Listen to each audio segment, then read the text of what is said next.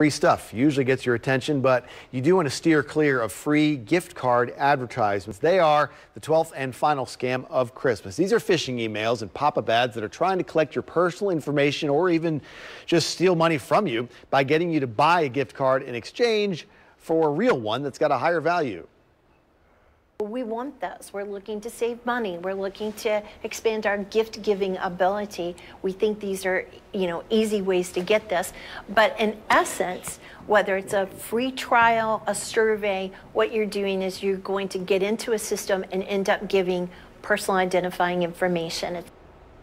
Okay, so if it's an ad for a free gift card from a major retailer, or at least if it appears to be, check the sender address. See if the message is personalized, and if you happen to click on one of these ads, the best thing to do is close the program, clear the history, and turn on your computer's ad blocking software. We got all the 12 scams of Christmas right now on the website, the newly redesigned WMAR 2 News website, WMAR2news.com/consumer.